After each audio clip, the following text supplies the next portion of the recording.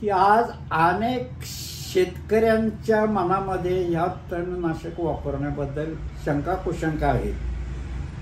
ही तणनाशकं जर तणाला मारत असतील तर ती जमिनीची सुपीकता वाढवणारे सूक्ष्मजीवाणू सुद्धा मारून टाकतील. जमिनीमध्ये हे विषारी पदार्थ आहेत, त्याच्यामुळे तण मारतात. मग जमिनीमध्ये विष निर्माण होईल. ते पिकात शिरलं तर ते त्या अन्नधान्यात जाईल. त्या अन्नधान्यात गेलं तर आपल्या शरीरात जाईल आणि आपलंही आरोग्य विस्कटून जाईल, बिघडून जाईल. मग ही तणनाशकं वापरायची हे तुम्ही कसं काय सांगता, अशी साशंकता बरेच निर्माण केली जाते. ह्याच्यासाठी सूक्ष्मजीवशास्त्राच्या अनेक पुस्तकामध्ये तणाचे किंवा रासायनिक खताचे अवशेष कसे नष्ट होतात याची सविस्तर माहिती ह्या सूक्ष्मजीवशास्त्राच्या पुस्तकामध्ये दिलेली आहे.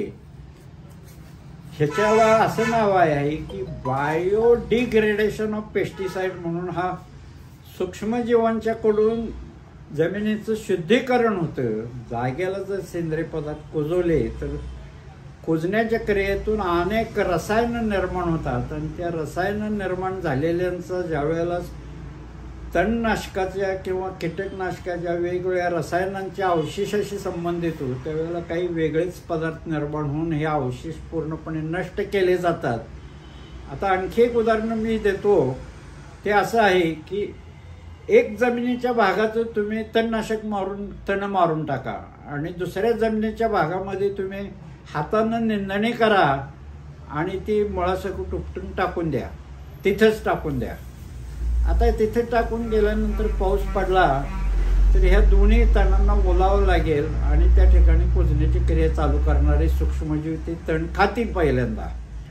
आता ते तण जर विषारी झाला असेल तर पहिला सूक्ष्मजीव त्यांना खाल्ल्यानंतर तो मरून जाईल आणि मग बाकीचे कुठलेही सूक्ष्मजीव त्या ठिकाणी त्या अवशेषाला तोंड लावणार नाहीत आणि फक्त उपटून टाकलेले किंवा भांगलून वर तण टाकलेली तीच कुजतील आणि तणनाशकांना मारलेली तण कुजणारच नाहीत अजिबात. तशीच तिथे वर्षानुवर्ष राहतील. वास्तवामध्ये जमिनीमध्ये आपण जर निरीक्षण केलं तर दोन्ही हे प्रकारची औषध मारलेली आणि उपटून टाकलेली तण एकाच वेळी व्यवस्थित कुजून जातात. दोन्हीमधनंही जमिनीच्या सुपीकतेमध्ये खूप मोठ्या प्रमाणावर वाढ होती आणि मग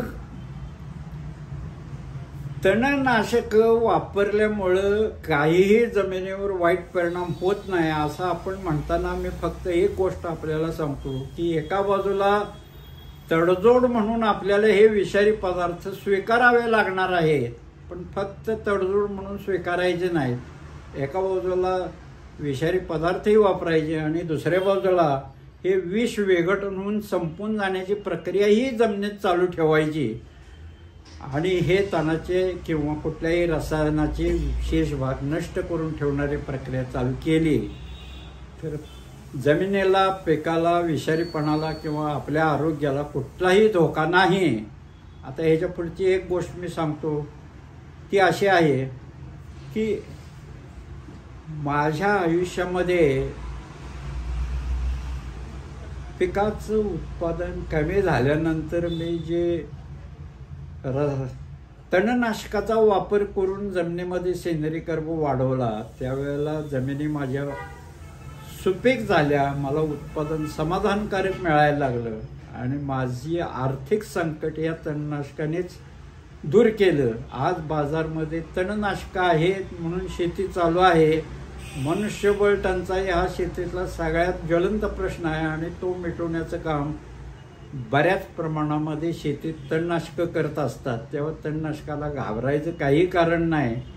तणनाशकाचे किंवा कुठल्याही याची शेष भाग करण्याची कुजण्याची क्रिया जागेला करा. या शेष भागाची भीती डोक्यातनं काढून टाका. इथं आपण हा भाग थांबवूया.